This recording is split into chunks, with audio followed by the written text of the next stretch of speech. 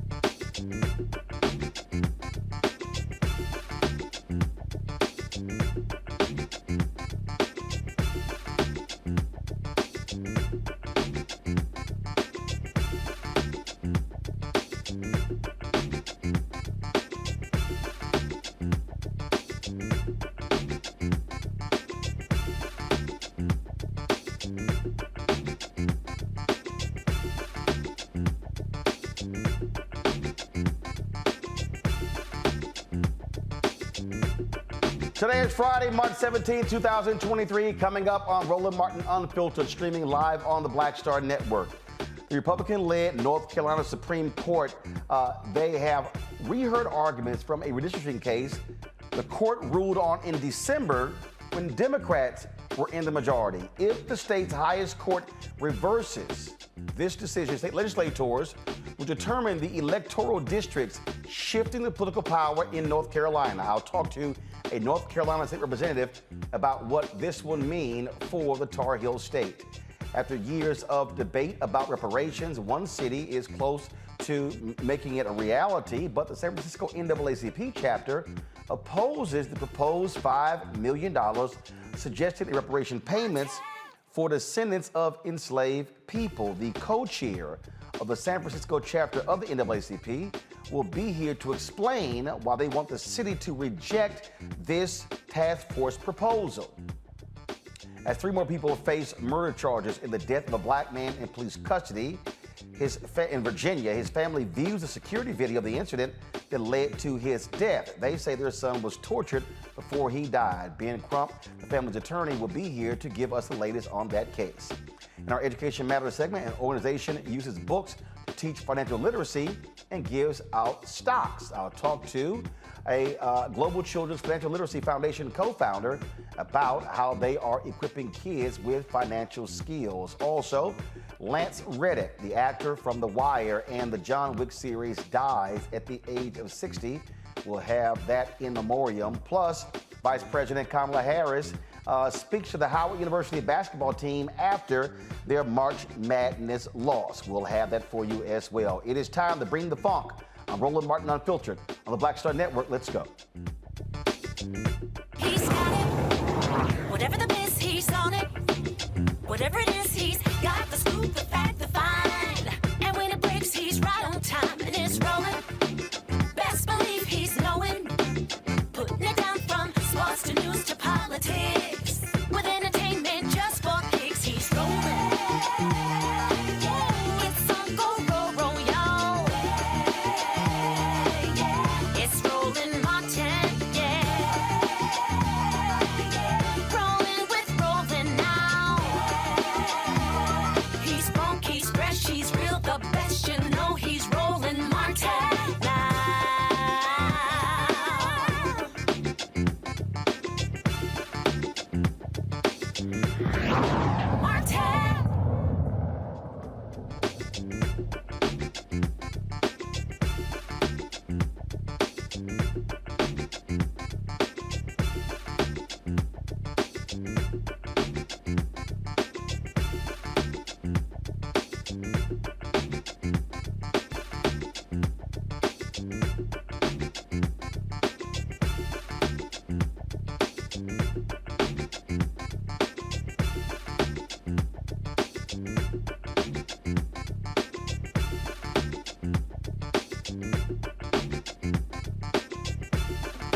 I have told y'all on many occasions why state elections matter.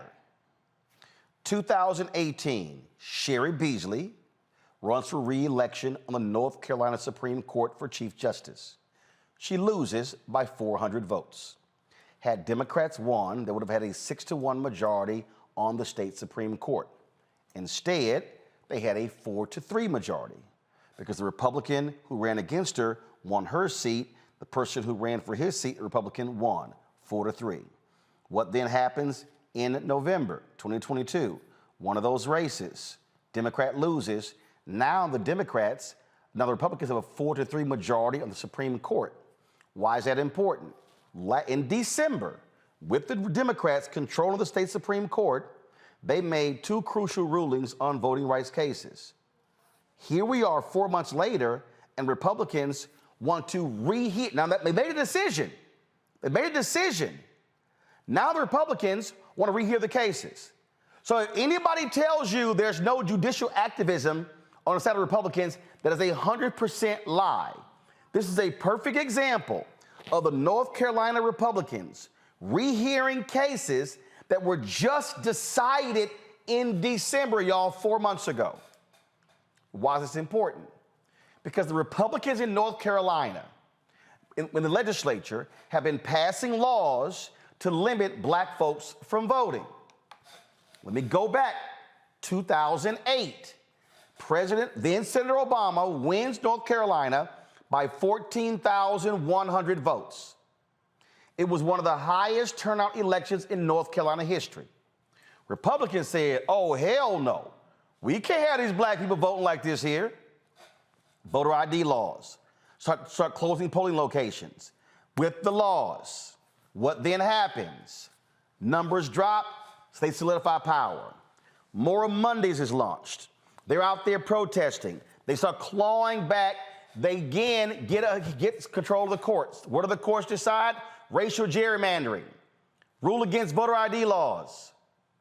This is how Republicans wield power on the state Supreme Court. And so now, they decided we're going to now rehear the cases. Now, the case also pending in the U.S. Supreme Court, Moore versus Harper, which shot down the state's legislative drawn congressional districts and those maps for being too partisan. Again, Republicans want justices to throw out that decision and allow the legislature to redraw all three seats of the maps for the next election cycle. Again, why is this?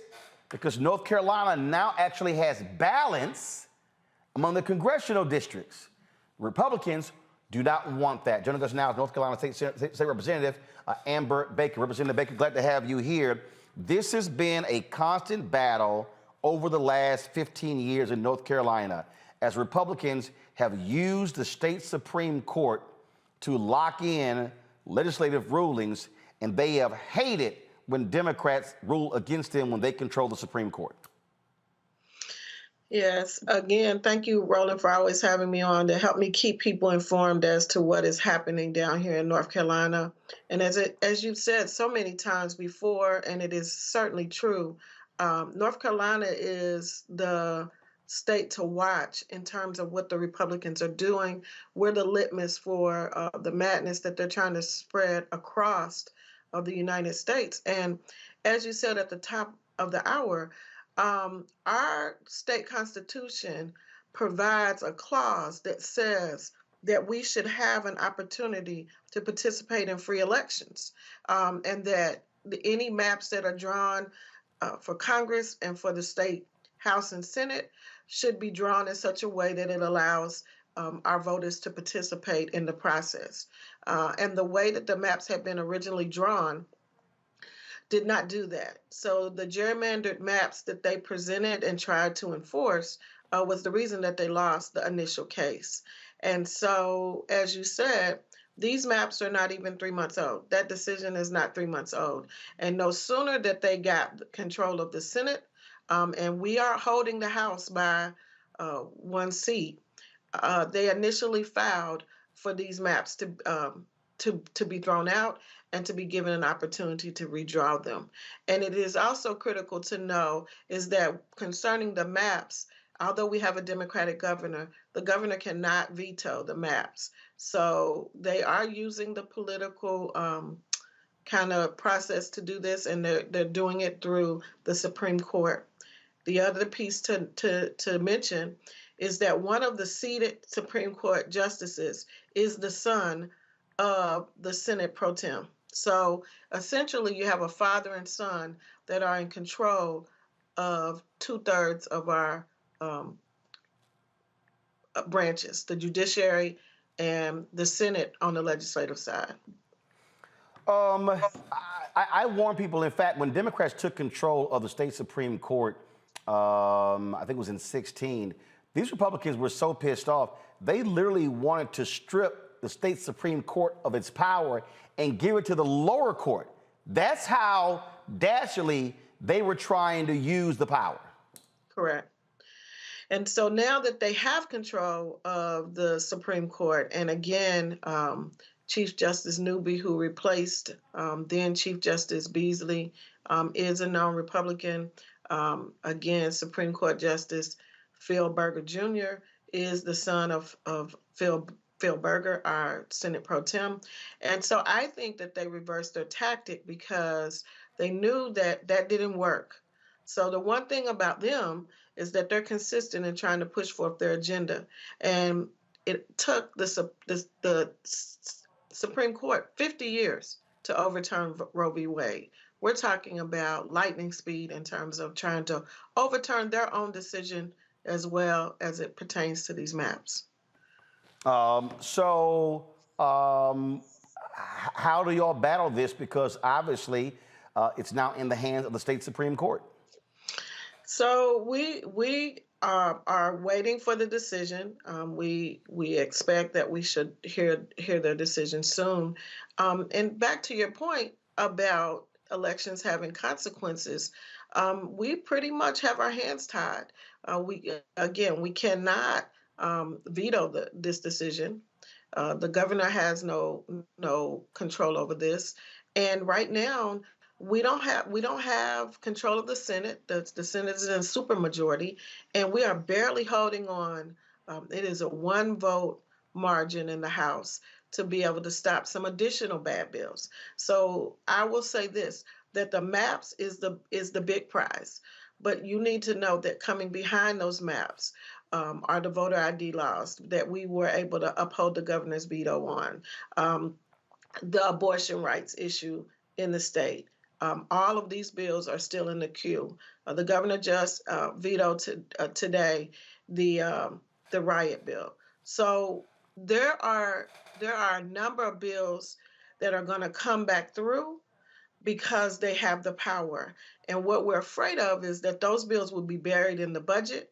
We were able to pass Medicaid expansion, and so we passed that outright. But I do think that buried in the budget will be many of these bills that will be companion bills that will continue the assault on our voters, on our Black people, and on continue to disenfranchise us as a group of people. Last question for you.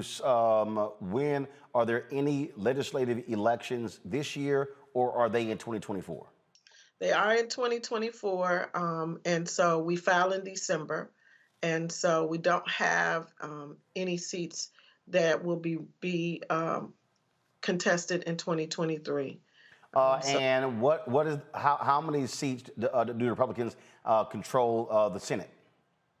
On the Senate side, we have 60 seats over there, and it's 29 Democrats, so 41 seats. Wow. 41 seats. And are all of those seats up in 2024? They are. We run every 2 years. So everybody runs? Everybody runs. So in 2024, all 180 seats will be contested. We run every 2 years. So y'all have a 1-seat majority on the Democratic side, and they have so what? There are 60 seats in the state Senate. It is. Gotcha. And so 29 of them are Democrats. Correct. Got it. Okay. All right. We have 120 seats in the House side, and we only have 49 votes. Wow. All right then. Representative Baker, we appreciate it. Thanks a lot. Thank you. And Roland, thank you for wearing your Howard t-shirt. Shout out to our Grayson. Well, I was looking for some Texas Southern gear, realized I didn't have any. They were the 2 HBCU teams that made the NCAA tournament. TSU. Winston-Salem State made it. Huh? Winston-Salem State made it as well. Say it again? Winston-Salem State made it as well. Oh, okay. All right, then. Well, I do have some Winston-Salem State gear, so I'll rock them on Monday. I don't have any TSU. I've already told TSU that, so I said I'll wear the Howard stuff today, even though they lost the game. But we'll appreciate it. Thank you, sir. All right, appreciate it. Thanks a lot.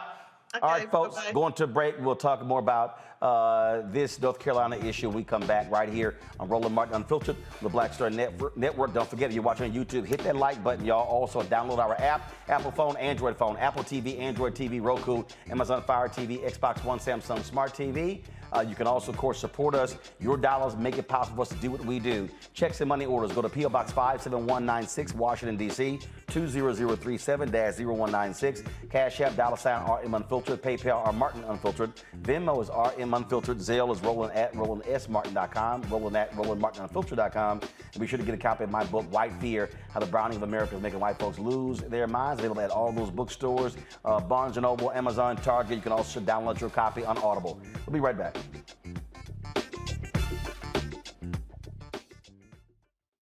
On the next Get Wealthy with me, Deborah Owens, America's Wealth Coach, the studies show that millennials and Gen Xers will be less well off than their parents.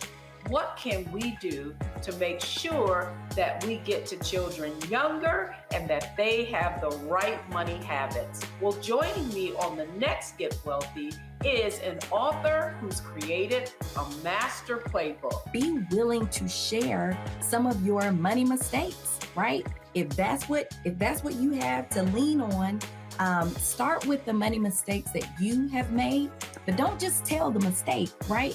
Tell the lesson in the mistake. That's right here on Get Wealthy, only on Black Star Network.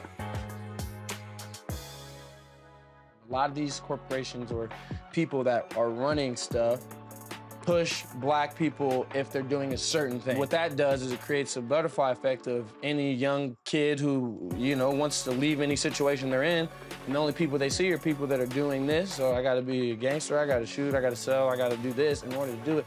And it just becomes a cycle. But when someone comes around and is making we don't, they don't want to push it or put money into it. So that's definitely something I'm trying to fix too, is just show there's other avenues. You don't got to be a rapper, you don't got to be a ball player. You can be a country singer, you can be an opera singer, you can be a damn whatever, Showing the different avenues. And that is possible, and it's hard for people to realize it's possible until someone does it.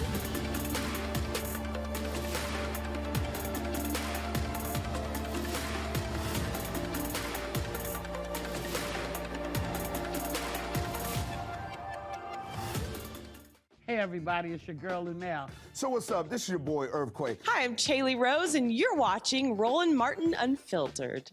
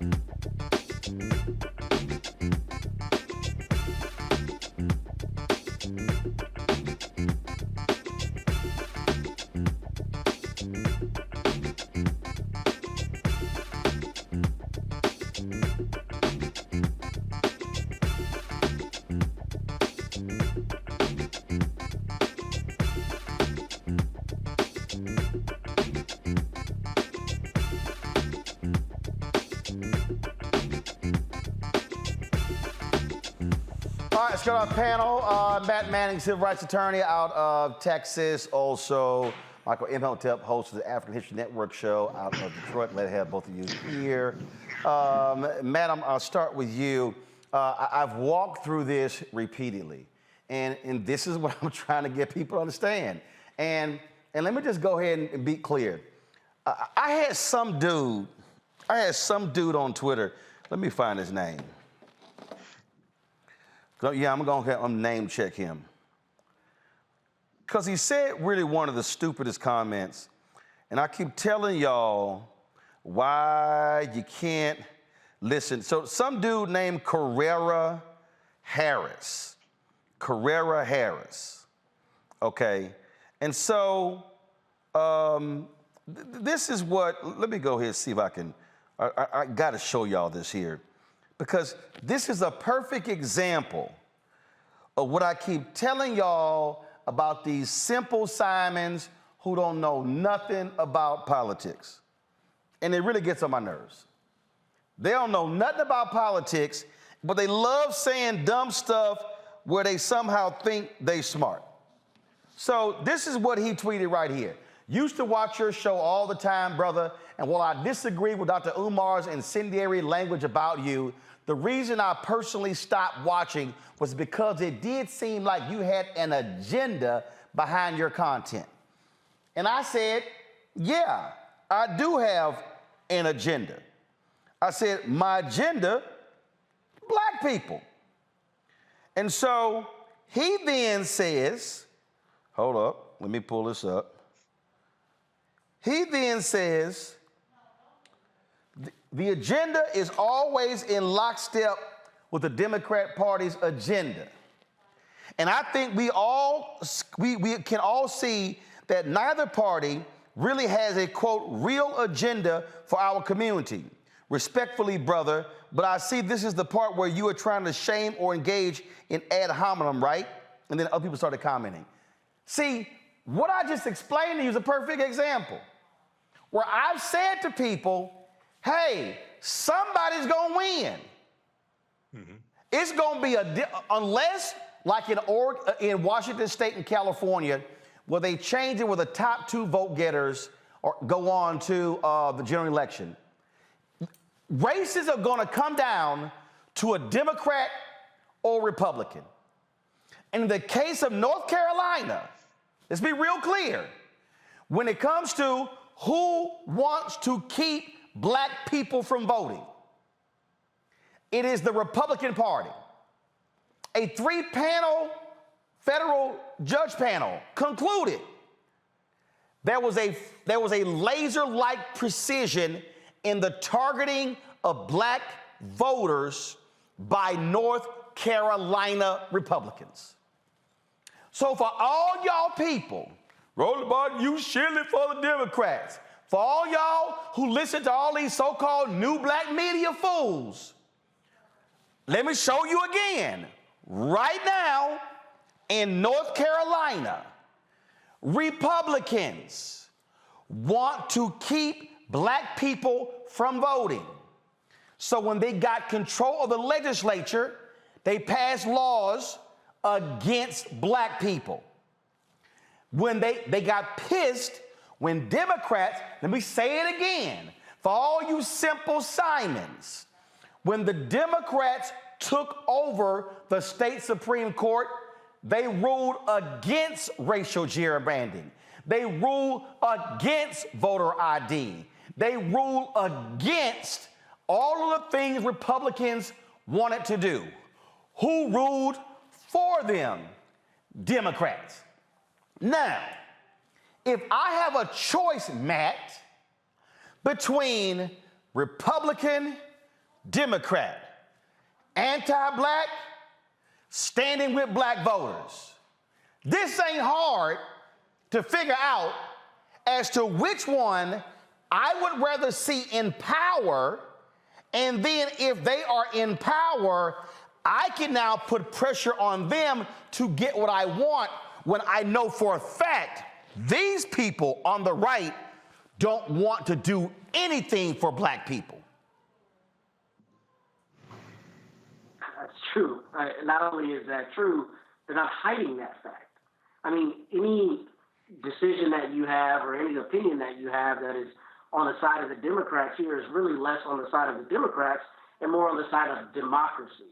The idea that a judge, a panel, rather a court, would make a decision, and then when the balance of power changes, we're now rehearing that decision to make a new decision that's more in line with our political party is abhorrent, and that is not how it works, and that's not even trying to thinly veil your agenda through the Republicans. That's making it clear. It's an all-out assault on rights and on democracy and on participation in the democracy. So as much as people want to make it a binary thing, like you're just out for Democrats, it's out for democracy, because where we are is talking about allowing state legislatures to, write these or draw these gerrymandered districts and then not even allow a state Supreme Court to have oversight on a bogus reading of the Constitution. I mean, if you allow that, then you're allowing places like Texas and North Carolina and Florida and the most insane jurisdictions around the country to just decide to implement laws and or implement districts that completely write out people, which is exactly what North Carolina is trying to do. And the irony of all of this is the founders, James Madison and some of the others, were completely against state legislatures having this much power because they didn't trust that they would work in the national interest. And this is obviously the case, not as it relates to the national interest, but as it relates to the participation of everybody in the democracy. They are clearly trying to cut out black people, and I don't know how anybody can miss that because they're very obviously making that clear. And here's the thing that I don't understand, Michael. And again, for all these simple assignments, I go in the Breakfast Club. Ronald Martin, he's shilling for the Democrats. All he wants to do is vote for Democrat. It's sitting in front of you. The Republican Party in North Carolina, in Georgia, in Florida, in Alabama, in Mississippi, in Louisiana, in Texas, in Arkansas, in South Carolina, in Iowa, in Michigan, in Pennsylvania, in New York State. I can go on and on and on. Right. They are violently anti-Democrat voting. They are in Wisconsin. They want they want to ban ballot drop boxes because too many of us voted. They want to ban voting locations on college campuses because young people, whether they are black, white, Latino, voted Democrat and Republican. They want to sit here, shut down polling locations. They want to move polling locations to small places with small lots, or what they want to do is put voting locations in police stations to intimidate people. It was Ron DeSantis and the Republican Party who arrested black people who were formerly incarcerated wrongfully for trying to vote. Now, I'm just trying to understand, if I am presenting undeniable facts, and then all these fools yelling, yeah, they ain't gonna do nothing for us, they ain't gonna do nothing for us. We know for a fact who ain't doing shit for us. But I'm supposed to sit here and go, both of them ain't nothing, so therefore don't vote. Yeah, Roland, it's ridiculous, and I deal with some of those people too. So one thing I don't do is argue with people who have no clue what they're talking about. And when I see people making comments like that, shilling for the Democrats, et cetera, this is stuff they got from black misinformation, social media pimps. These are talking points they got from them. They don't study policy. This is why they can't explain the voter suppression tactics. This is why they can't explain what Republicans are doing. When you talk about the voter suppression tactics, when we talk about the 400-plus bills that Republicans have introduced in state legislatures, okay, those bills are largely coming from Heritage Action for America. Heritage Action for America is the sister organization to the Heritage Foundation. They crafted, it was Heritage Action for America who crafted Georgia's SB 201 bill, okay, Senate Bill 201, which really kicked off this whole voter suppression thing. And then after Joe Biden and Kamala Harris won, and running on the big lie. And then you see copies of these bills in various state legislatures. This is a very well-funded initiative. If you go back and look at Shelby County versus Holder, 2013 U.S. Supreme Court case, which guts Section 4 of the Voting Rights Act.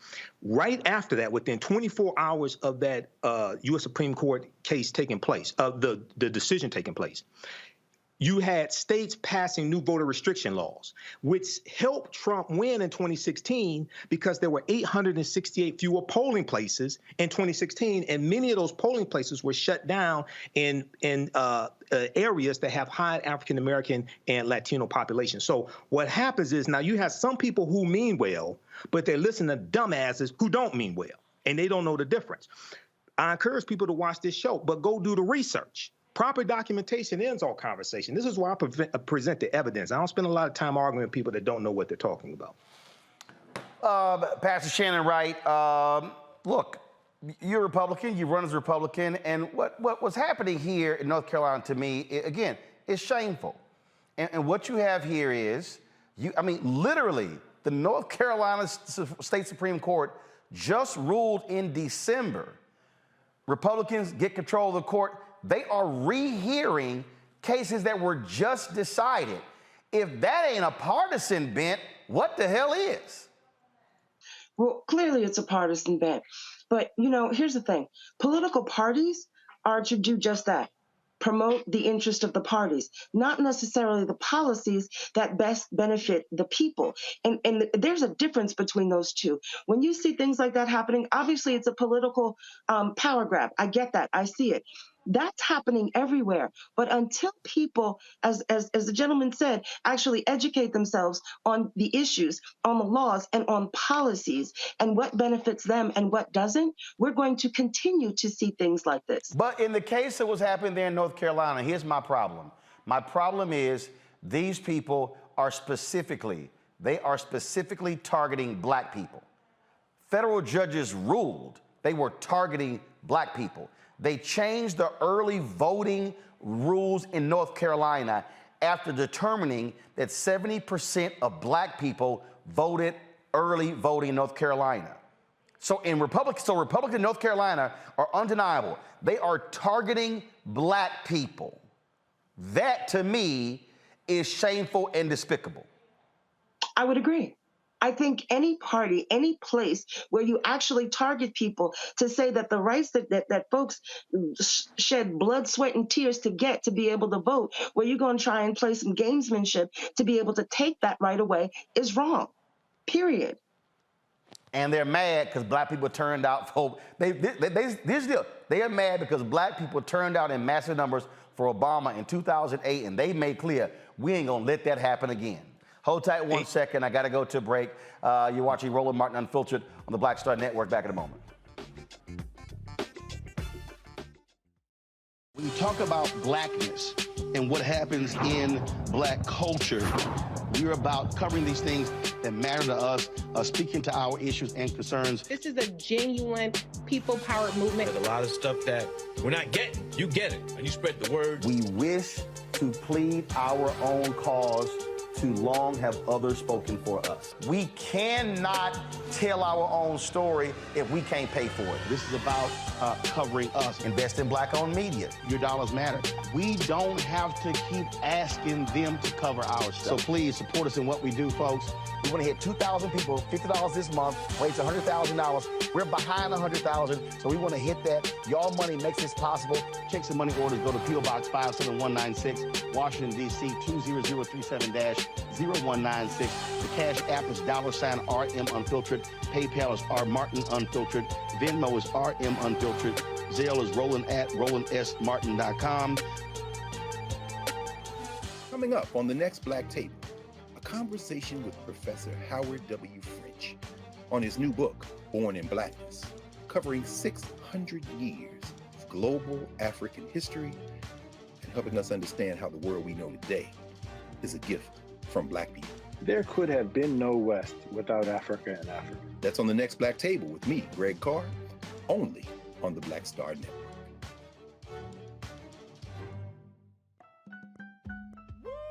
We're all impacted by the culture, whether we know it or not. From politics to music and entertainment, it's a huge part of our lives, and we're going to talk about it every day right here on The Culture with me, Faraji Muhammad, only on the Black Star Network. Hi, I'm Eric Nolan. I'm Shantae Moore. Hi, my name is Latoya Luckett, and you're watching Roland Martin Unfiltered.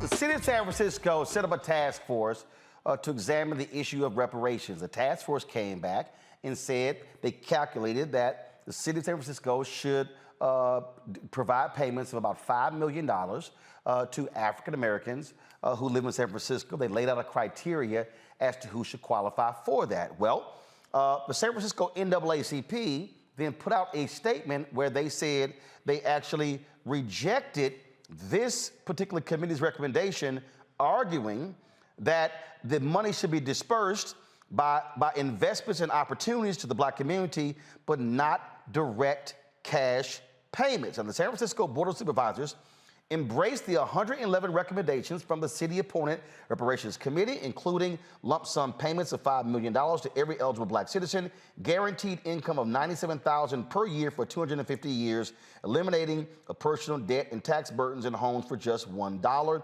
The San Francisco Reparations Committee's final report is due on July 1st. Joining us now is the president of the NAACP chapter there, also a member of the San Francisco Reparations Task Force, Reverend Dr. Amos Brown. Doc, glad to have you on the show. So first, Thank you for the opportunity.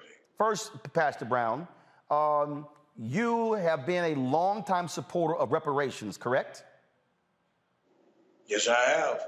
And also I'm vice chair of the state reparations task force. So you're a member of the San Francisco Task Force Committee and the vice chair of the state committee that's been examining this as well.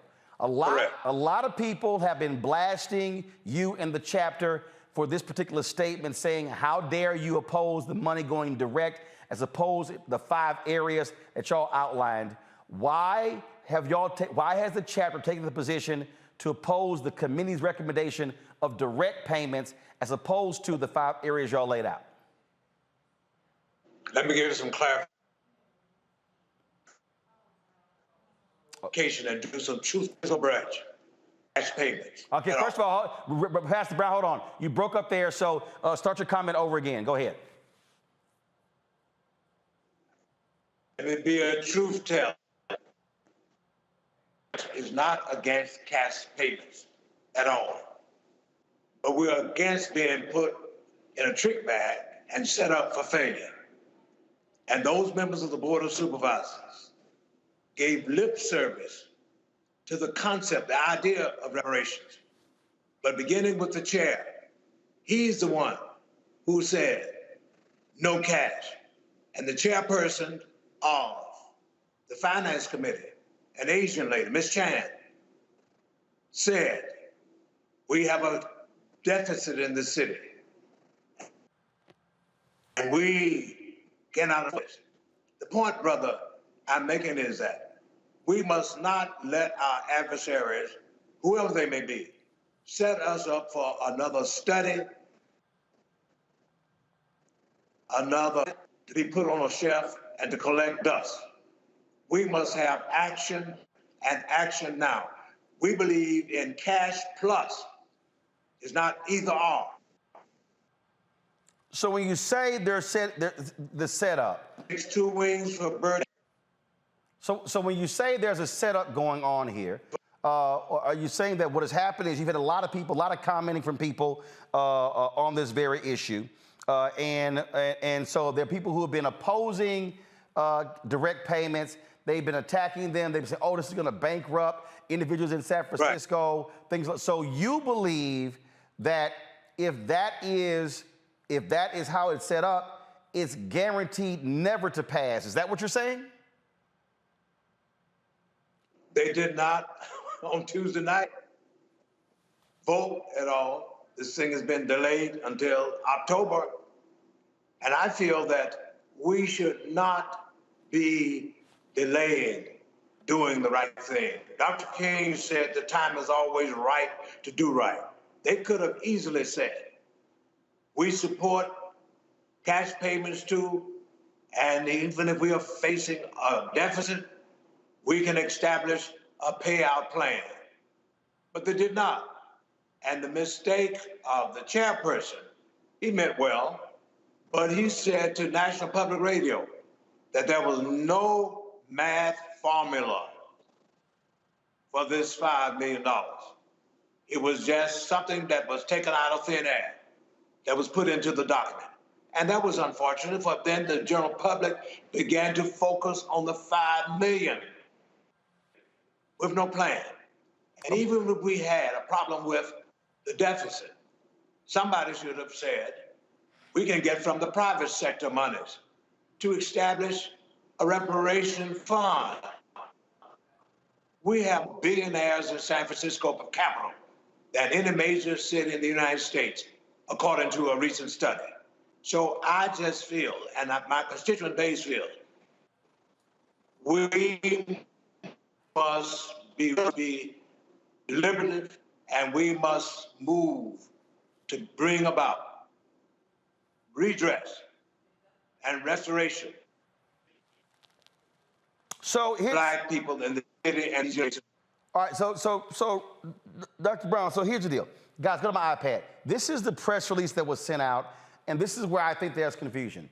The press release says the San Francisco NAACP today called upon the Board of Supervisors to reject a one-time $5 million reparations payment to blacks, but instead call upon the city to make investments in 5 key areas to atone for a history of racism, discrimination, and mistreatment. Now, you said, and it lays out in here what those 5 are, and that is invest in education, economic empowerment, housing, healthcare, and Fillmore Heritage Center. Now, you said that you believe in payments and this. So again, yes.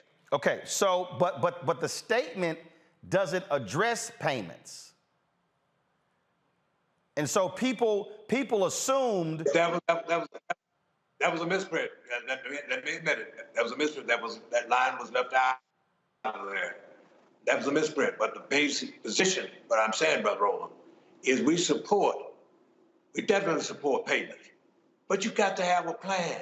But okay, hold tight 1 second. Hold on, Reverend Brown. Hold on 1 second. I've got to go to a break because I got to come back because you said it was a misprint. The problem is most people have ran with this press release and they are saying you don't support payment. But so let's go to a break. And as also let's get his signal fixed because you're going in and out. So we want to make sure that that's straight. And we'll come back right on Roland Martin Unfiltered on the Black Star Network. Hatred on the streets, a horrific scene, a white nationalist rally that descended into deadly violence. White people are losing their damn minds. As an angry pro-Trump mob storms the U.S. Capitol, we've seen We're about to see the rise of what I call white minority resistance. We have seen white folks in this country who simply cannot tolerate black folks voting. I think what we're seeing is the inevitable result of violent denial. This is part of American history. Every time that people of color have made progress, whether real or symbolic, there has been what Carol Anderson at Emory University calls white rage as a backlash. This is the rise of the Proud Boys and the Boogaloo Boys. America, there's going to be more of this. Here's all the Proud Boys, guys. This country is getting increasingly racist in its behaviors and its attitudes because of the fear of white people. The fear that they're taking our jobs, they're taking our resources, they're taking our women. This is white fear.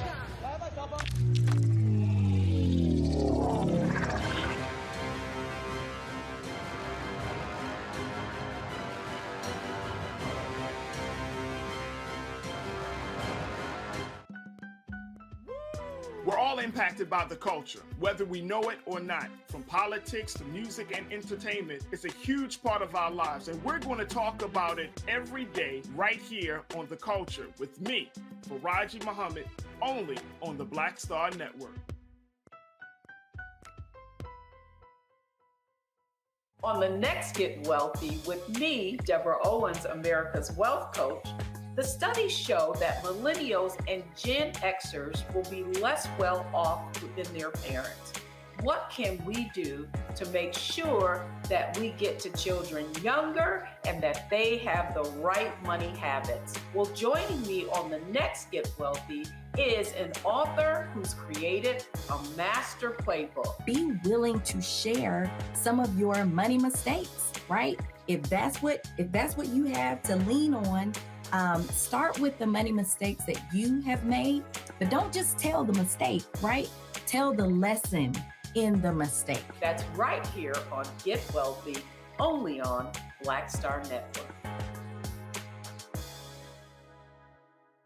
Hi, I'm LD Barge. Hey, yo, Peace World, what's going on? It's the Love King of R&B, Raheem Devon, and you're watching Roland Martin, Unfiltered.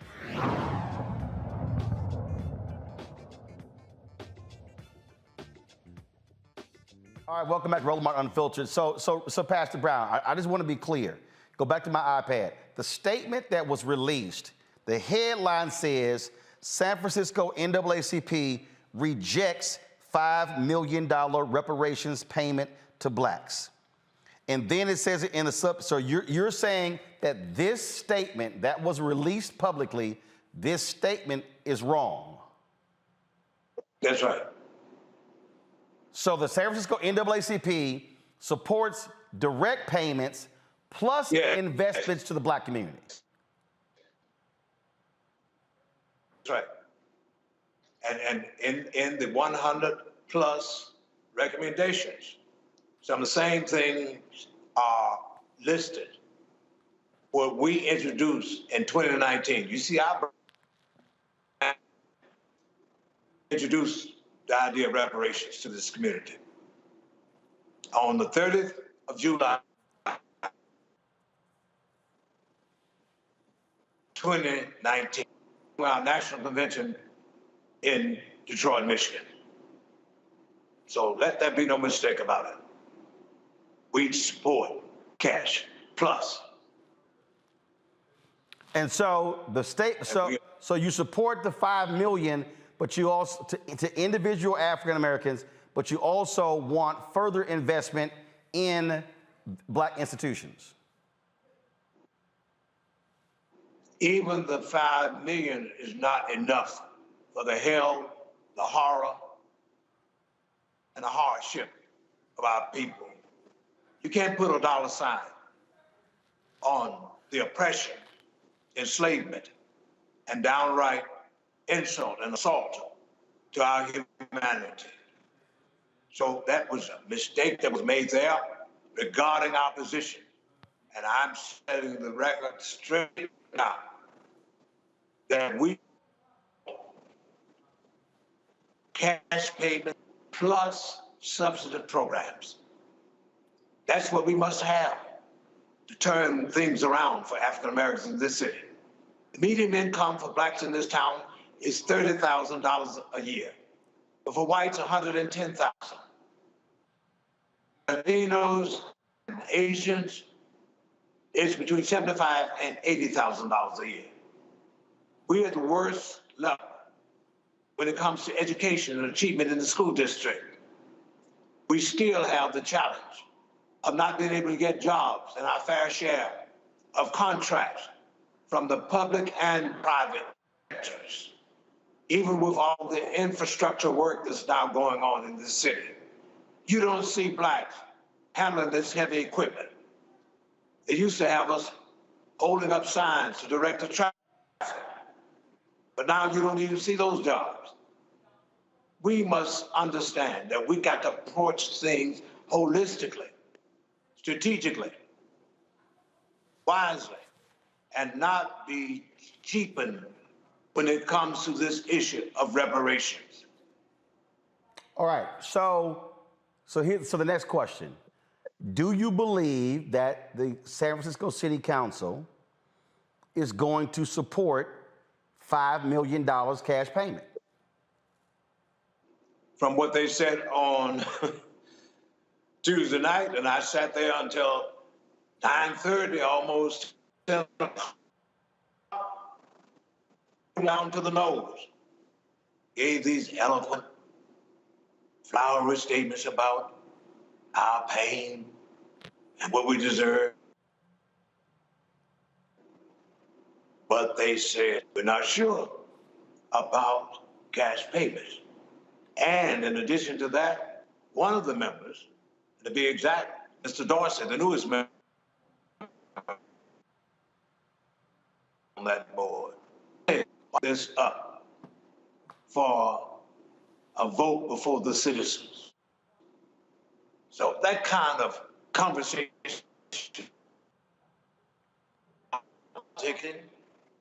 watch out. So when is this? So when is this vote supposed to take place?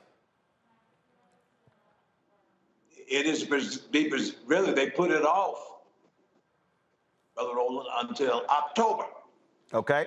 And even the budget of the city will be adopted at the end of this June. So the money is going to have to come from somewhere.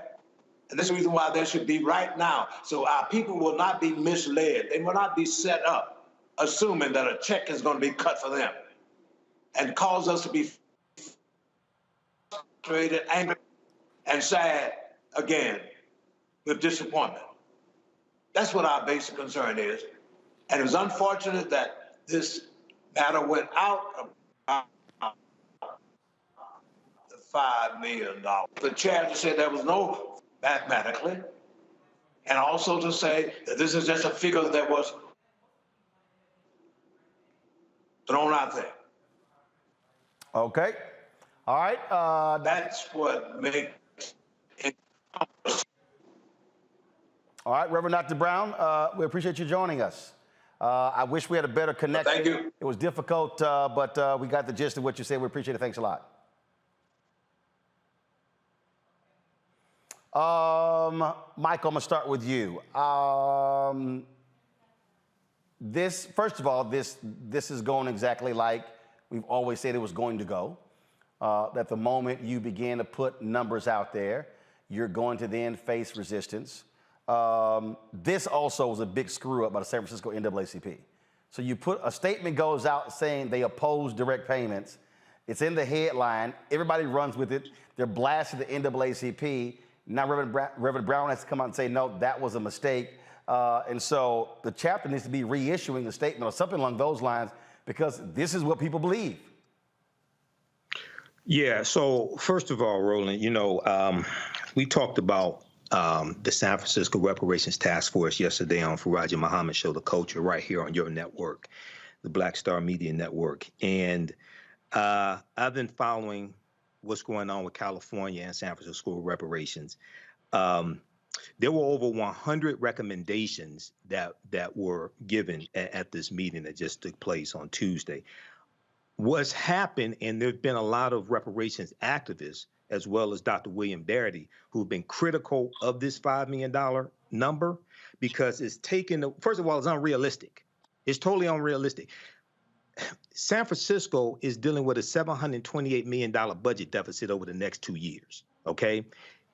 $5 million per, and there's about 50,000 African Americans in San Francisco. From what I understand, it's going to be, you have to be at least 18 years or older and meet some other criteria. And then it's also important to understand, in the state of California, race-based policies are illegal in the state of California. This is why the California Reparations Task Force, which Dr. Amos Brown also sits on, this is why they're going to distribute whatever they come up with based upon lineage as opposed to race, because they want to make sure it doesn't get overturned in court. Also, it's important to understand when you study the history of California, California does not have a history of slavery. They do have a rampant history of racism, housing discrimination, redlining, segregation, voter suppression, et cetera. So, just very quickly, Dr. William Darity in this article from the Washington Post said, calling for $5 million payout by a local government undercuts the credibility of the reparations effort. So, but here's the deal, though. There are people who disagree with Darity. So, I mean, and that's the point. You've got people who believe in it should be direct payments, others who believe in lineage-based, and that's the deal. You've got different factions all operating at one time. Roland, we need comprehensive reparations. The root concept. But here's the deal. There are some people who still believe in comprehensive, but also individual payments. I'm not against individual payments. What I'm saying is individual payments need to be realistic.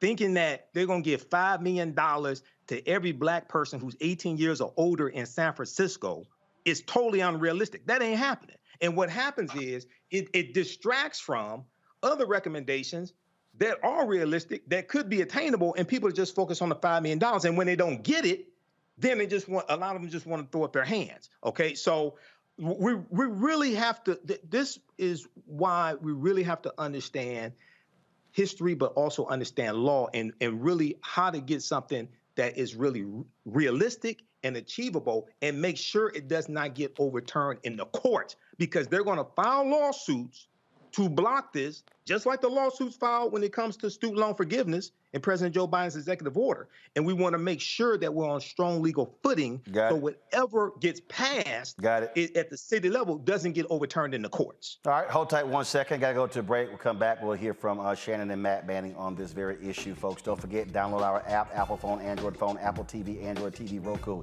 Amazon Fire TV, Xbox One, Samsung Smart TV. That's the Black Star Network, curated by Roland S. Martin. Also, if you're on YouTube, hit that like button, folks, so we can easily get past 1,000 likes. We'll be right back on the Black Star Network.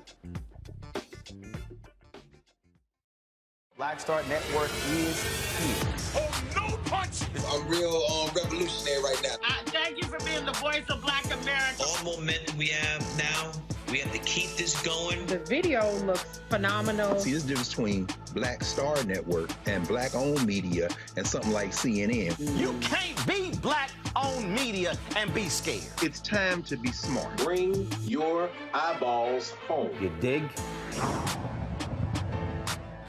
On the next A Balanced Life with me, Dr. Jackie, re-entry anxiety. A lot of us are having trouble transitioning in this post-pandemic society and don't even realize it. We are literally stuck between two worlds, in purgatory. How to get out of purgatory and regain your footing and balance. What emotions they're feeling and being able to label them, because as soon as you label an emotion, it's easier to self-regulate. It's easier to manage that emotion. On the next A Balanced Life on Black Star Network. On the next Get Wealthy with me, Deborah Owens, America's Wealth Coach, the studies show that millennials and Gen Xers will be less well off than their parents. What can we do to make sure that we get to children younger and that they have the right money habits? Well, joining me on the next Get Wealthy is an author who's created a master playbook. Be willing to share some of your money mistakes, right? If that's what you have to lean on, start with the money mistakes that you have made, but don't just tell the mistake, right? Tell the lesson in the mistake. That's right here on Get Wealthy, only on Black Star Network.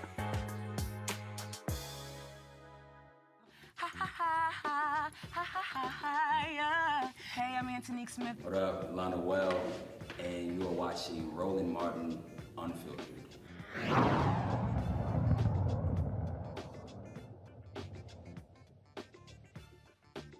All right, so the San Francisco NAACP puts out a statement saying that they oppose direct payments of $5 million to San Francisco residents for reparations. Reverend Dr. Amos Brown just came on our show. He's on that task force in San Francisco, vice chair of the California task force. He says that was an error. That was not the case. They supported cash payments plus. This was all the sort of back and forth. City Council is going to actually make a determination about this possibly in October. Shannon, your thoughts again. I mean, so here we are where this committee comes up with a number. Now everybody's talking about, hey, it's unrealistic. Others will say $5 million is not enough money. So your thoughts about this whole reparations battle there in San Francisco?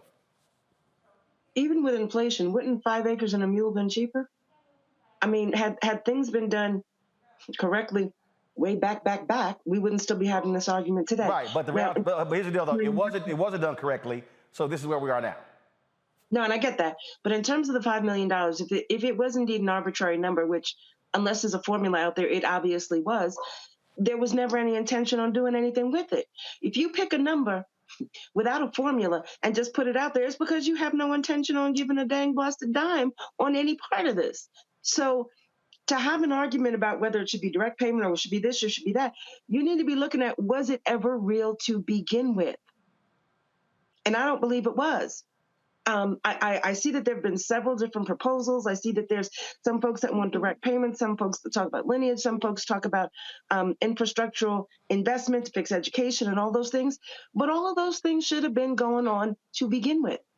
The fact that we are still in a place of having these conversations mean there is no real interest by the folks that have the ability to make the difference to actually do so. Matt? Yeah, I mean, I echo some of those sentiments. I don't think it was ever really going to happen. But the bigger question here is, reparations should be reparative, right? So a one-time payment, I don't think is good. Or I think a one-time payment is good, but I don't think that should be the end-all, be-all. So I like the idea of cash plus. But beyond that, I like the idea of there being some actual institutional changes, which sounds like what the NAACP is advocating for. But what I found to be a big slap in the face here is that, city of San Francisco, like Michael was saying, has a huge deficit, but it doesn't make sense to me that that's also the place where you have the most billionaires and they don't have a way to figure out, one, a better formula, and two, a more workable way to do it. And I don't anticipate that there would be necessarily private investment, but the bigger issue with me for reparations overall is that, when the government wants to do something, it figures out how to do it, i.e. bailing out banks. But when it comes to a longstanding debt, i.e. reparations, we always get mired in how are we going to do it and the legal issues and all of that, when the basics of it, from a morality standpoint, is that this is something that should have long ago been done, and it should be something that should be a primary concern. So I don't think they have any real intention of paying people $5 million, but they should have an intention of finding a way to balance the scales, particularly with such a great income disparity there. I mean, for it to be $30,000 for Black families and north of $80,000 for Latino and Asian families, that alone is a great disparity, and it seems like something they should be a little more incisive in addressing. All right, folks. Let's talk about the issue of clean energy, jobs, and the environment. Of course, many clean energy companies are talking about, again, clean energy. A lot of people can't even define what that is. But the question is, who's also getting hired? What companies are getting hired? Are African Americans being left out of this multi-billion-dollar economy? Joining us now from New York is the founder of Climate Critical Earth, an organization that helps leaders strategically find solutions to stop the climate crisis. Tamara Toles O'Laughlin. Tamara, glad to have you here. So, again, on this point about when we say clean energy, first of all, what the hell is that? Define that.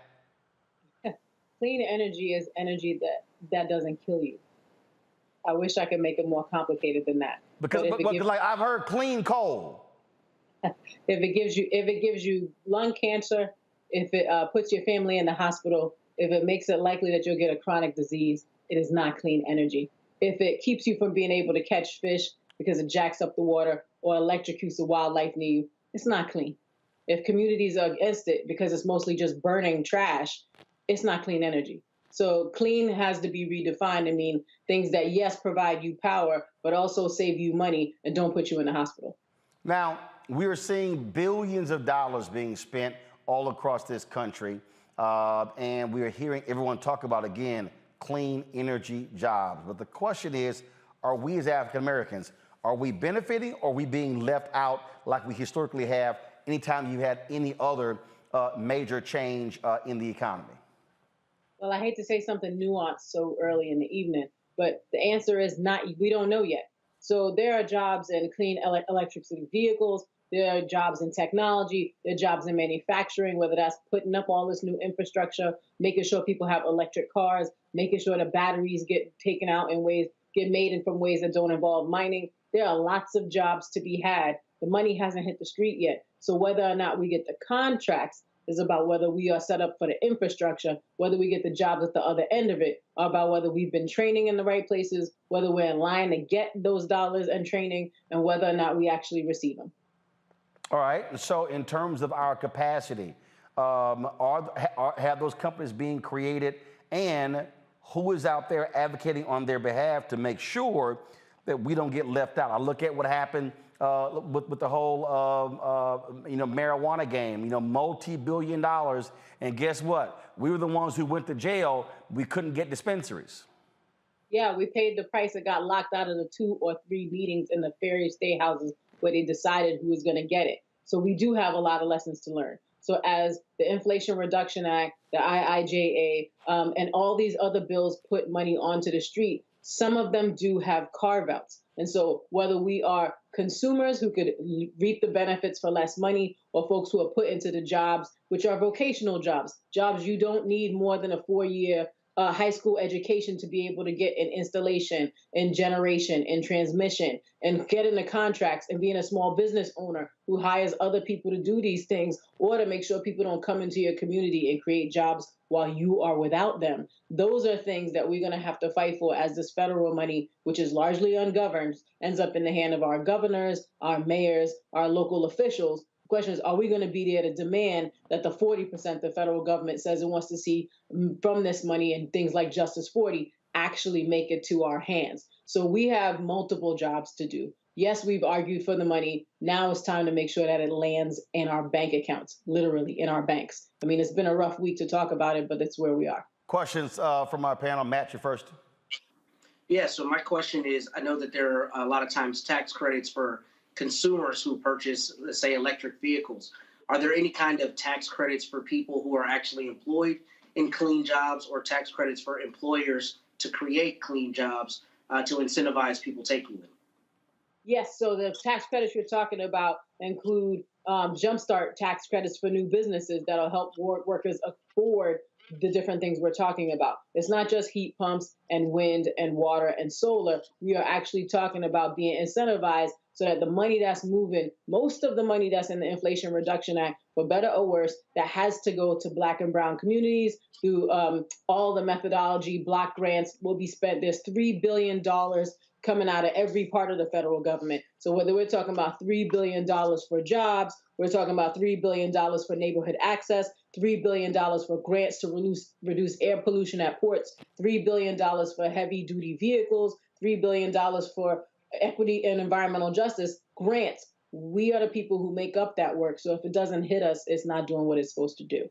So yes, there is money. There isn't nearly enough, but there's more than what would be on the table if we didn't get into this moment. Shannon?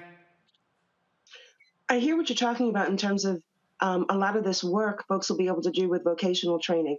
But when you look at being able to hire Black and brown businesses, specifically in our urban areas where we need more energy options, we got a lot of broken public school systems. Is there any talk or work about actually changing curriculum, actually improving the public education so that if a company decides to come to Baltimore, let's say, that there is actually a curriculum in the school system to be able to get these children work ready to be able to work in clean energy, to actually qualify for the jobs that are going to be coming?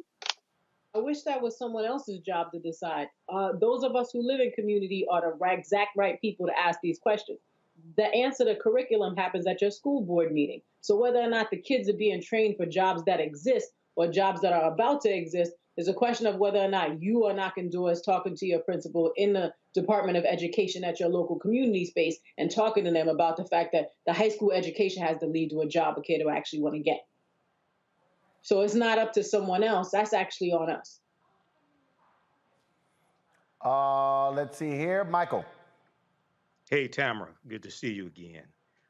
We both spoke last year at the Midwest Building Decarbonization Boy, ask your question. Equity Summit. So time running out. Ask your question. Okay, talk about African American owned businesses getting contracts when it comes to green energy, things of this nature, okay? Because that oftentimes is something that's left out of the equation. Yeah, so the $3 billion for environmental and climate justice block grants, Black businesses are in the best possible position to get that money because it's about community-led projects in disadvantaged communities, which are very fancy ways to talk about us, right? So flagging for all the reasons that in the last segment you were talking about, avoiding using the magic words, these are dollars that are earmarked for our use. The $3 billion in neighborhood access and equity grants is about transportation access. There are no communities in the history of America other than our indigenous siblings who have ever been involved in more transportation-related harms than anyone else. So we are at the front of the line. The question is, do we have enough businesses to be able to absorb it? The answer is yes. Are we going to be in the middle of the conversation where we're making sure other folks don't swoop in, borrow our cousins, uncles, brothers, and sisters for a commercial, and then take away the money from our communities? Also up to us. All right, then. Okay, so if folks want to get more information about this, reaching your organization, where do they go? climatecritical.earth. So instead of .com or .edu, you can find us. We do a lot of good. We look just like you, and most of us are Black women. So all that talk about listening to us, following us, you can find us at climatecritical.earth. All right, Tammy, we appreciate it. Thanks a lot. All right, folks, got to go to a break. We come back. Ben Crump talks to this heinous case out of Virginia. Folks, the details are shocking and stunning. Another Black man is dead. We'll tell you about it next. Roland Martin Unfiltered on the Black Star Network. Hatred on the streets, a horrific scene. A white nationalist rally that descended into deadly violence. White people are losing their damn minds. As an angry pro-Trump mob storms the U.S. Capitol, we've seen shooting. We're about to see the rise of what I call white minority resistance. We have seen white folks in this country who simply cannot tolerate Black folks voting. I think what we're seeing is the inevitable result of violent denial. This is part of American history. Every time that people of color have made progress, whether real or symbolic, there has been what Carol Anderson at Emory University calls white rage as a backlash. This is the rise of the Proud Boys and the Boogaloo Boys. America, there's going to be more of this. Here's all the Proud Boys, guys. This country is getting increasingly racist in its behaviors and its attitudes because of the fear of white people. The fear that they're taking our jobs, they're taking our resources, they're taking our women. This is white fear.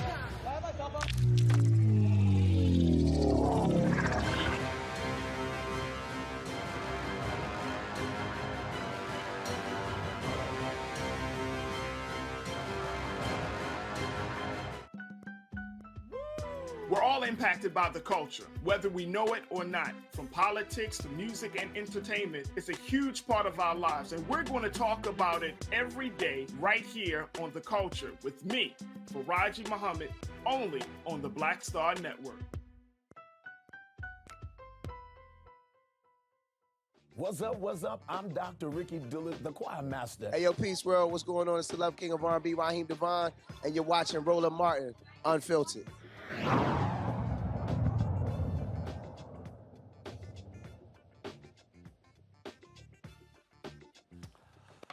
Folks, a shocking case out of Virginia. A Black man goes to a mental hospital and he ends up dead. It is shocking, stunning. Irvo Otieno is the man's name. The family just the other day got a chance to actually see the surveillance video of the incident that led to his death. And it is shocking and stunning. His parents describe what they felt watching this 12-minute video. Good afternoon, ladies and gentlemen. My name is Caroline Ouko. Irvo Otieno is my son. Irvo was 4 years old when we came to the United States. Irvo went to kindergarten here in the United States, proceeded to Tuckahoe Elementary School and Freeman High School, and then went on to college in California. Irvo is as American as apple pie. This is what he knows. This is home for him. And when you're home, you are in a community. We live in a community. We have friends. This young man you see here had a big heart. Irvo was the guy that his classmates drew to. When they needed someone to talk to, he was the listener. My son was tortured, to put it right. I saw the torture. There is no way that Henrico County sheriff deputies were on him. 7 people, 7 officers on one man. And all this started when my son went to hospital on the 3rd. And that evening, he was taken to jail, whisked from the back of the jail into the hospital. Those 3 days at Henrico County Jail were a horror. You heard his mom there describe what happened, folks. He was handcuffed, shackled, pinned to the ground by deputies, and was suffocated. So far, 10 people have been charged with second-degree murder in his death, including 7 Henrico County Sheriff's deputies and 3 hospital employees. Joining us right now from New York is Ben Crump. Ben, glad to have you. This is just, I mean, unbelievable. And what the mother described is just crazy. First of all, why was he actually admitted, and how long? What happened to cause him to be admitted to this mental hospital? Yeah, and Roland, I would let you know from the onset, I'm in the car in New York City, and I'm with the parents of Tyree Nichols sitting in the background of the car, and we were talking about Ivo in Richmond, Virginia, killed in the jail there in Henrico County. And we also today were in Memphis, Tennessee, talking about Gershon Freeman, killed in Shelby County Detention Center. Both of them were having mental health crisis, and they were in the jail, and both of them were naked.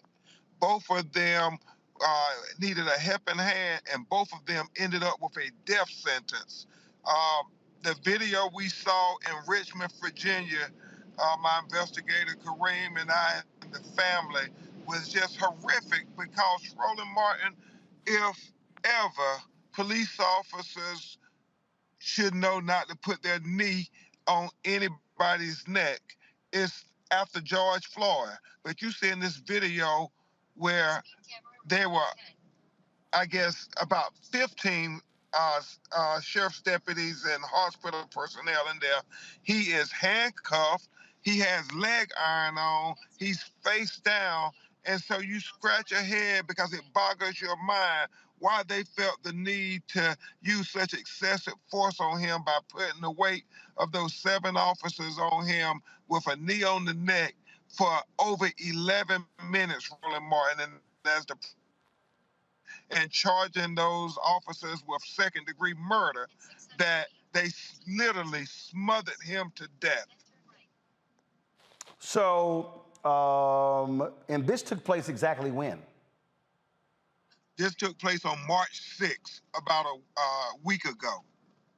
And we saw the video, and the prosecutor is very similar to Tyree Nichols. Let the family see the video first, the videos, I should say, and then the federal authorities are gonna, I guess, watch the video, and then she's gonna make the determination, the citizens is gonna make the determination when they're gonna release the videos. Wow, this is, again, just really just unbelievable. And again, it goes to show you what happens to African Americans, whether they're in police custody, whether they're in jails, or whether they're in mental hospitals. Exactly, Roland. And, you know, how many more of these videos do we have to see before we can get this George Floyd Justice and Policing Act bill passed? You know, my heart is heavy as I'm sitting here with Rovon Wells and Rodney Wells in this car thinking about why did their son have to be a sacrifice to hopefully get this legislation passed. Now we have Ivo Antino. He died in Richmond on video. We're going to see that. We saw the video in Gershon Freeman in Memphis just today. How many more videos do we have to show the American government before they know and finally recognize we have a problem with policing in America? Indeed, indeed. Ben Crump, we certainly appreciate it, man. Thanks a lot. God bless, Roland. And give our best to Tyree Nichols' family. Thanks a lot. Thank you, Roland. Shannon, it is, I mean, these things, it's over and over and over again. And when you hear a lot of these Republican legislators who say, oh, we don't have systemic racism, we don't have systemic bias. I mean, these are just things that actually just happen, but they just keep happening to black people. It just keeps just happens to black folks. So I'm gonna take the politics out of this because this ain't a political thing.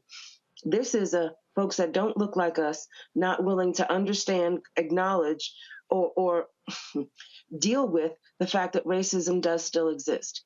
Do we want to think that I raised our children not to see color? My husband and I both. But that's not the world that we live in. So again, politics removed, all folks that don't look like us, I believe, have an issue of understanding the sensitivity, the culture, and just stop being racist. I spoke at a panel, and it was a political forum, and they asked, how do we change the perception of the racism and rampant racism? I said, okay, it's real easy. Stop being racist. Come to the hood. Don't come and talk. Come and listen. We don't have communication. There are some well-intended folks that really don't see themselves as being a part of the problem, but they are. And then there are those that know they're a part of the problem and are happy to continue to be that. We have to get to a place where we can acknowledge that there is racism and address the root cause why, and then just kind of, fix it. Because again, one of those issues where we're still here talking about it, it still exists, whether you want to acknowledge it or not. But the thing here, Michael, is you can't remove the politics, because the politics comes in when you're trying to fix the problem. And we know for a fact, as Ben Crump said with the George Floyd Justice Act, that was Republican Senator Tim Scott who stood in the way. Democrats were on board. It was Tim Scott and Lindsey Graham. They could not get 8 other Republicans in the Senate to move. It died. Well, not only that, Roland, when it passed the House of Representatives in March of 2021, it passed by a vote of 220 to 212. 212 Republicans voted against the bill, including the black ones. So no Republicans supported the George Floyd Justice and Policing Act. You can't get past the politics on this. Now, one of the problems I would argue is that they need to talk about the white people who are unjustly killed by police and flip the script on Republicans and box them in. And they need to bring in the Fraternal Order Police and the International Association of Police Chiefs, because both of those police organizations supported the George Floyd Justice and Policing Act, and they need to have Senate hearings and House hearings for them to talk about why it was good for everybody. They said it didn't take away from police officers' rights, and it also protected citizens. They need to bring in white crying mothers whose loved ones were unjustly killed by police, and get those white mothers strategically from states whose senators you need, whose Republican senators you need to get their votes to get the bill passed. The way that they're going about trying to get the bill passed, when the majority of the people who have to vote for what you want don't look like you need to have a different strategy, okay? And that's something that's missing here. Personally, no disrespect to the George Floyd family, I would take George Floyd's name off the bill. I would rename the bill the Law and Order Justice and Policing Act. I would flip the script on them. Donald Trump ran partly on the platform of law and order. I would talk about how white people are being harmed unjustly by police in their documented cases, because every year more white people are shot and killed by police than African Americans. And when you look at fatal force, which is the most comprehensive database on police killings from the Washington Post, it tells you each year 50% of the people killed by police are white people. So a lot of people mean well, but to actually get this bill passed in the House and then in the Senate, where you need 60 votes and you're going to need at least 9 Republicans to vote for the bill, the strategy that they're using to get it passed is not going to work. Matt, I think you can rename it. I still think the vote will be the same. I don't know. I think what Michael said is, so compelling, because one of the things I was going to say is I have considerably more clients who are not black than those who are black. Part of that is the demographics of where I live, but the reality is the numbers are that, primarily white people are harmed by the police. So I think... But are white folks speaking up, though? No, not the way they should, because what I see... go ahead, I'll yield to Mike. No, go ahead. You're the attorney. Go ahead. I'm the historian. You're the attorney. Go ahead. What I see the difference being is that generally white people make everything a one-off, right? So every time a white person gets killed, they don't say that it's a systemic thing against white people. It is with our people. However, in order to make it a more palatable conversation, frankly, you need to include all the people that look like their siblings that are dying in jails and prisons and getting shot by the police, rather than it being a one-off thing. A good example would be Think of that case they had in Minnesota, the young white woman that was killed by the black officer, right? That was a police brutality case, and they ran all over God's green earth with it because it was a young white woman. But it was still presented like it was an aberration rather than, something that happens pretty frequently. And I think broadening it to show that people of all colors, especially black people, are being harmed by the police in great number every year is very important to galvanizing that support. But I'll let Michael finish what he was going to say.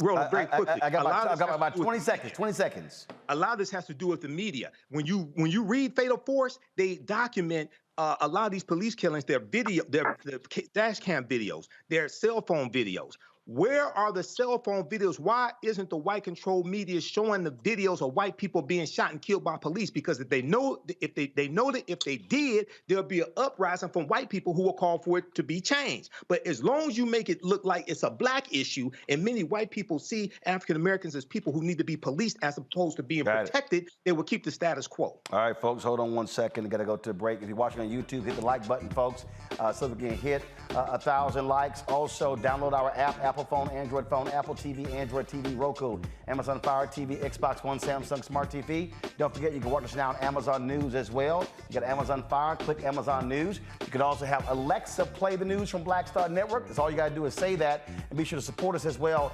Check in money orders, P.O. Box 57196, Washington, D.C., 20037-0196. Cash App, $RM Unfiltered. PayPal, R Martin Unfiltered. Venmo is RM Unfiltered. Zelle, Roland at RolandSMartin.com. Roland at RolandMartinUnfiltered.com. We'll be right back.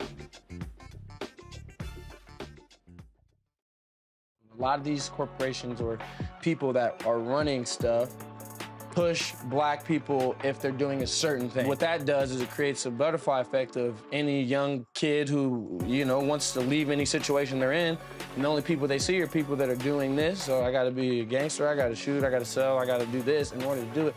And it just becomes a cycle. But when someone comes around and is making we don't do, they don't want to push it or put money into it. So that's definitely something I'm trying to fix too, is just show there's other avenues. You don't gotta be a rapper, you don't gotta be a ball player, you can be a country singer, you can be an opera singer, you can be a damn whatever, showing the different avenues. And that is possible, and it's hard for people to realize it's possible until someone does it.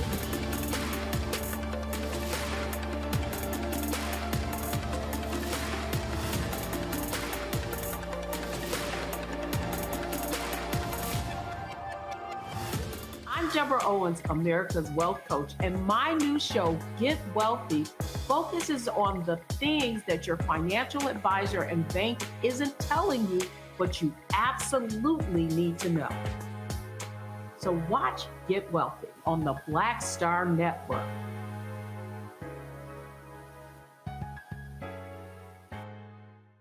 Pull up a chair, take your seat. The Black Tape with me, Dr. Greg Carr, here on the Black Star Network. Every week, we'll take a deeper dive into the world we're living in. Join the conversation only on the Black Star Network. Hi, I'm Vivian Green. Hi, this is Essence Atkins. Hey everybody, this is your man Fred Hammond, and you're watching Roland Martin, my man, Unfiltered.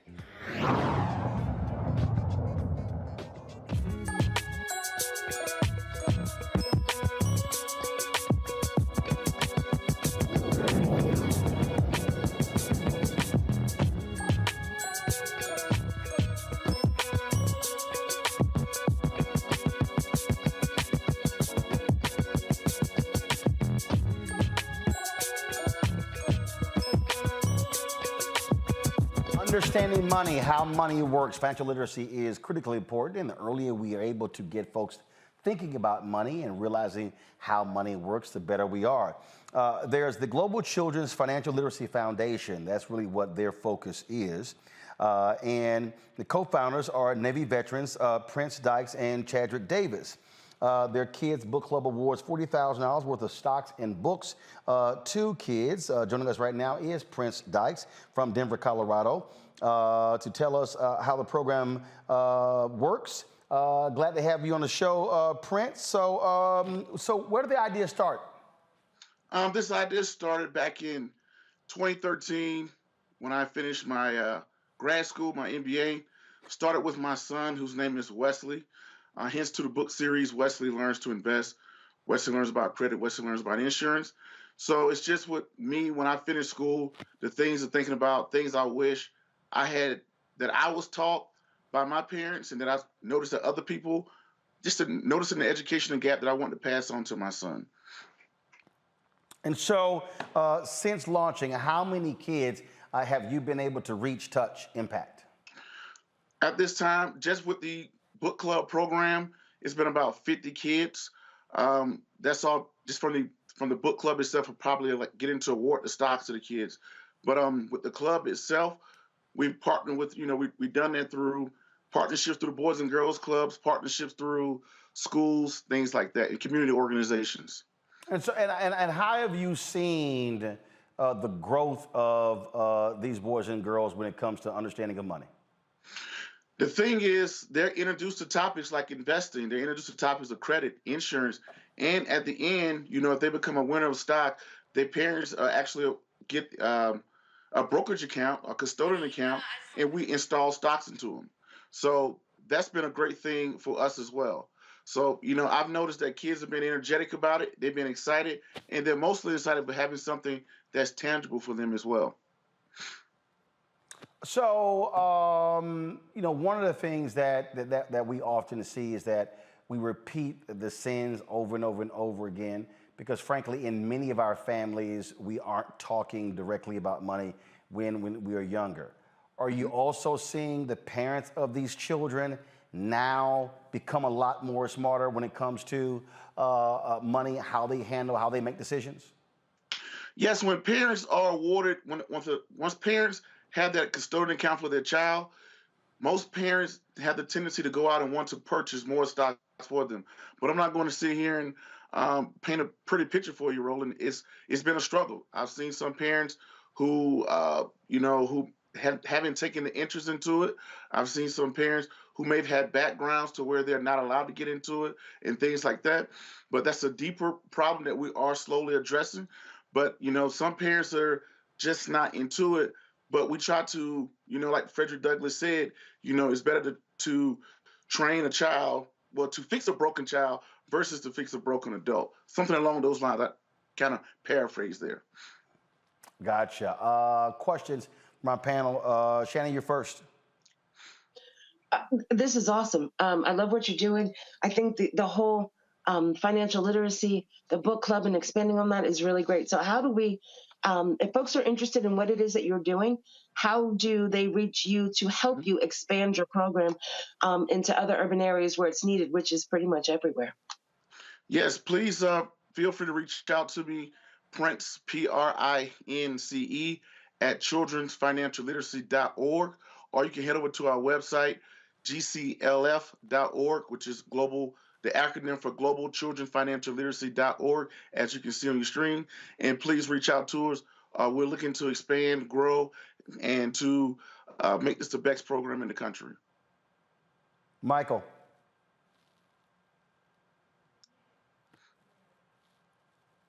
Michael, you're on mute. Okay, Prince, this is a great program. How do you help the children decide when they want to buy more stocks, like which companies to invest in? Do you just go by what they like, or is there another method involved in that? Yes, the first thing we do is to tell kids to start where they spend their money. Excuse me. Start with what they know and start where they spend their money. Like all kids know Nike, Apple, Coca-Cola. Those are stocks we started with kids. Starting with S&P 500 companies that kids know and are familiar with. But we have since evolved into the point now where we award kids index funds that tracks the S&P 500 because we want to make sure we're good stewards of what we award kids, because I don't know what Nike will be in 20 years. I don't know what Apple will be in 20 years. And the last thing I want to happen is to be the one invested into Blockbuster, something like that. So we tell the kids, let's get a basket of the top 500 companies in America via the S&P 500 and have those dividends reinvested. All right, thanks. Matt?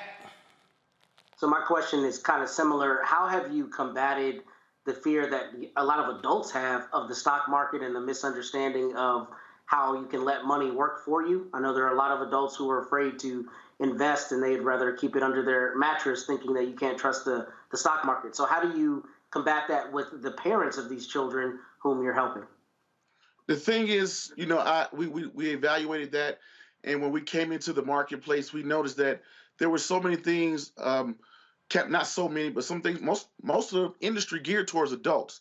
We felt as though, how did you get to this point? And we knew the reason why people got to this point, they feel so uncomfortable with things, because they wasn't introduced to them as a child. So we tried to, with our book series, you know, with investing, credit, insurance, and things like that, we attack it at the child at the earliest age possible and bring the parents along, because the parents have to participate in order for the child to have a custodian account. So one of the things that we evolve into is to have parents, teach parents how to open up a custodian account, because like you said, a lot of them are afraid, just like myself, just like my dad. But I think a lot of it is geared towards, we're not introducing to these topics as a child. So we want to do that first and bring the parents along. All right, then. And what is your goal? Let's say 5 years. What do you want to be 5 years from now? My ultimate goal, 5 years, for every kid, when they walk into kindergarten, they have an investment account. We don't want to wait until a child turns 18 years old. Nothing wrong with that. Everybody gives them scholarships. They flood the gates with them with scholarships and grants, loans, things like that. How about we reallocate those resources to kindergartners? So our ultimate goal is, when a child walks into kindergarten, they have a funded investment account. Every year, they get a financial literacy course. So giving them financial literacy with an investment account when they turn 18 years old. So now when they get ready to go off to college, to school, anything like that, this is something that can help them. And they feel like this is not just a pie in the sky theory. This is something that's tangible to them that they had since they were a child. All right, then. All right. Where can people reach out and get more information from you? Feel free, you know, Prince at childrensfinancialliteracy.org. My name is Prince Dykes. You can follow me or reach out to me on Instagram. Shoot me a DM there. But the best way to reach out to us is follow our website, as you can see here. Follow us on LinkedIn, Facebook, YouTube, Instagram, and feel free to reach out if there's any way you would like us to help you or that we can help you as well. All right. Help us or help you. All right, Prince, thanks a lot. Roland, thank you. All right. Folks, you see I'm repping Howard University. Of course, they made March Madness. Unfortunately, they lost to the #1 seed Kansas Jayhawks, 96-68. Vice President Kamala Harris, graduate of Howard University, she was in the stands watching the Bison perform. This was the first time they had made March Madness since 1992. So it's been 31 years. And so, of course, Howard folks, what's wrong, Matt? You're shaking your head. What's wrong? First, we had the flyest jerseys in the whole tournament, but just proud to see Alma Mater doing well as always. Gotcha. Well, trust me, I'm right there with you, because we lost in the first damn round. I don't know how in the hell Texas A&M lost to Penn State. We were a 7 seed, they were a 10 seed. But after the game, Vice President Harris did have opportunity to speak to the Bison in the locker room. You guys are so good. You guys are so good. You played hard. You played to the very last second. You made all us Bisons so, so proud. You hustled out there. You are smart. You are disciplined. You put everything you had into the game. And you know, that's what it's about, right? Until the last minute. You guys did that. You didn't stop until the last second. You did not stop. And that is so inspiring. So you keep playing with chin up and shoulders back, because you showed the world who Bison are, right? I mean, literally what you have done is in historic proportion. You know, I was at Howard back in the day where we were just happy that there was a game, much less getting to this place, right? And I see Bison literally all over the world, and we've been talking about you, this team, you all, this team, this year, this team. You make us so proud. So I know you may not be feeling great right now, okay? But know who you are. You are excellence. You are hard work. You are powerful, and you are winners. All right? So please know that. Please know that, and I'll see you later. And if you guys ever want to come and do a White House tour as coach, Where's Coach? There you are. Come, so we plan, if you guys want at some point, right? When it's like when you feel like playing hooky at Friday afternoon, whatever. Just come and we'll do a White House tour, okay? All right, I'm so proud of you guys. So proud of you. All right, I'll see you later. Coach, thank you.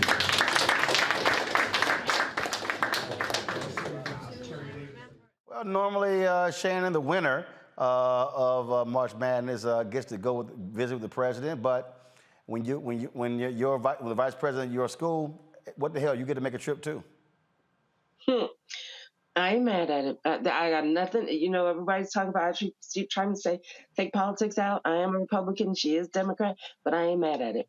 These young folk are our future, and to encourage them and let them understand at an early age that you have goals, you have dreams, you have outcomes you may want. It doesn't always happen, but as long as you can do it and do everything you do with decency and in order, it's time to keep the head up, shoulders back, and keep it moving forward. I ain't mad at it. And I'm Virginia State, by the way, not Howard. Just saying. I mean, we could be talking about Virginia State. I mean, I would have liked that a little bit more. I'm just saying. Did y'all make the tournament? Go Trojans. I don't care. Did y'all make the tournament? Go Trojans. I take the answer is no. You did make the tournament. So, yeah, okay, I thought so. All right, I got to go to a break. We'll be back. Roland Martin Unfiltered on the Black Star Network.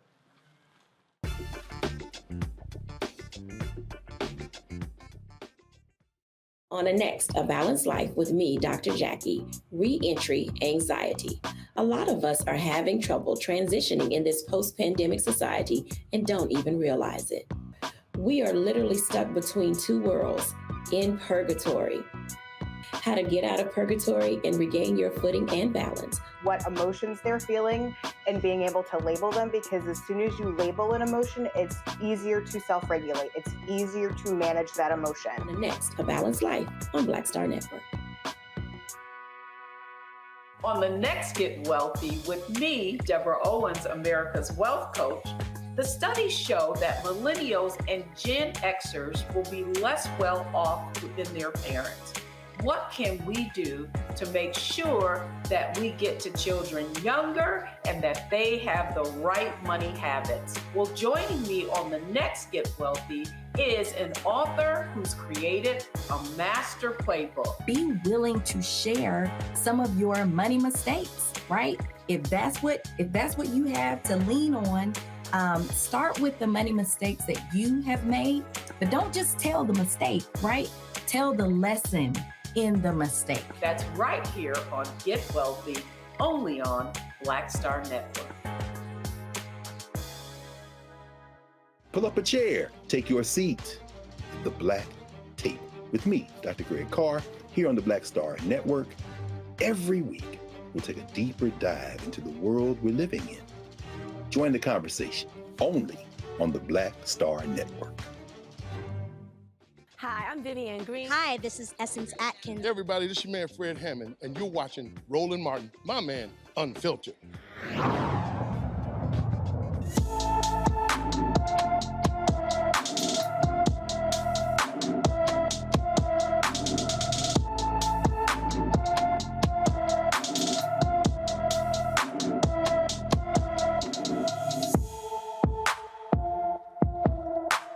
Zakiya Harris left her Indianapolis, Indiana home on February 16th, has not returned. The 17-year-old is 5 feet 6 inches tall, weighs 155 pounds, with brown hair and brown eyes. Anyone with information about Zakiya Harris should call the Indianapolis, Indiana Police Department at 317-327-3155, 317-327-3155. Why do people act a fool over parking spaces? A Missouri jury convicted a man of shooting an Amazon delivery driver in a dispute over an accessible parking spot.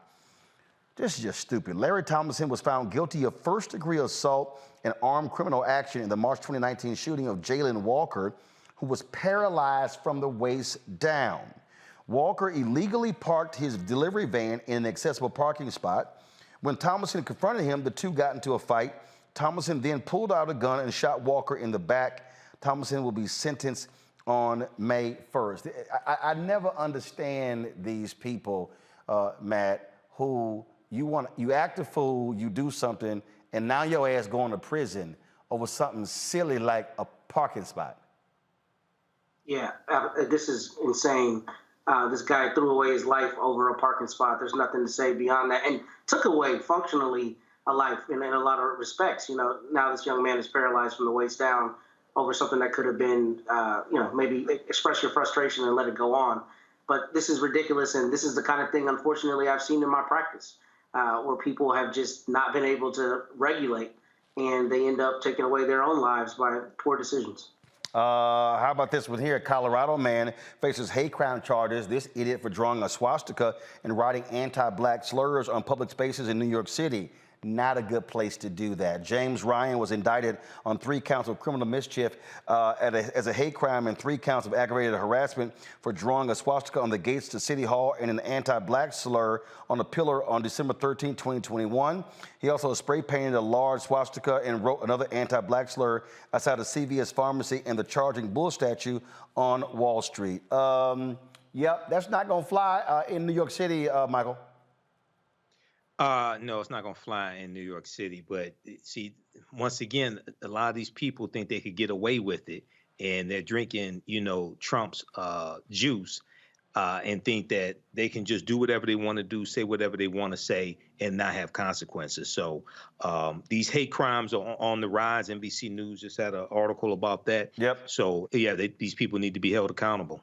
Sad story out of your city, Baltimore. You have lost one of the strong actors there, Shannon. That is Lance Reddick, 60 years old, star of The Wire, as well as the John Wick series. John Wick 4 actually is out is coming out, and he was found at his home this morning of natural causes. Of course, he starred in more than 60 movies. Also was very, very involved in a lot of video games as well. We had an opportunity to catch up with him on the red carpet at the American Black Film Festival Honors a few years ago. What's up, sir? How you doing? Have we met before? I just seen you. You probably seen me on television or the news, but I've seen you. My wife was a huge John Wick fan. Oh, okay. I don't know if I can keep watching 500 people get killed. Yeah, the numbers seem to go up every movie. Right, and I'm I said, baby, all they do is people getting killed. She's like, I know, but it's great. Like, she's a crazy John Wick fan. Oh, got it. Well, I hope she likes my character, too. Oh, no, she'll enjoy this interview, because I'm talking about, like, owns all 3 Blu-rays. Got it. Yes. And then recorded on the cable. I said, you own the Blu-ray. Yeah, but that's if I want to look for the Blu-ray. Got to ask you this question. Okay. One night's honorees, the great Lou Gossett. Your thoughts about Lou Gossett? Wow. So many thoughts about Lou Gossett. I mean,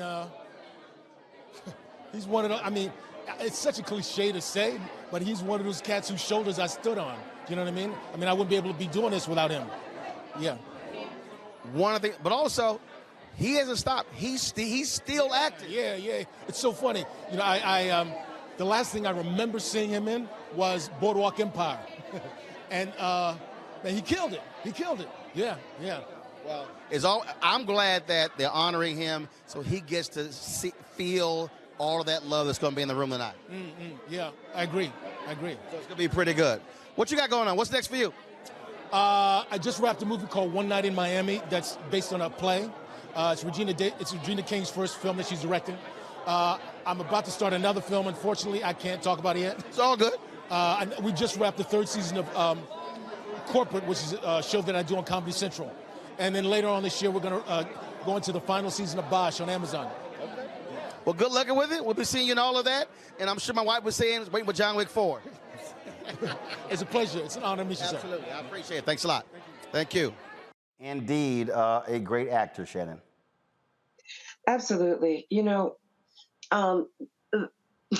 mentioned The Wire and John Wick. I am a John Wick fan. Everybody in my household was a John Wick fan. And the one with the puppy and, motivating the revenge. And it's not just killing. There's actually story there. And his character has a lot to do with the story. But, it's awesome to see folks that don't forget where they're from and give back and invest. And it's sad when we see them leave too soon. Indeed. 60 years old, Lance Reddick. passed away. Matt, Michael, Shannon, we surely appreciate it. Thank you so very much. I'll see y'all again, folks. I got to go. I'll see y'all Monday right here in Roland Martin Unfiltered on the Black Star Network.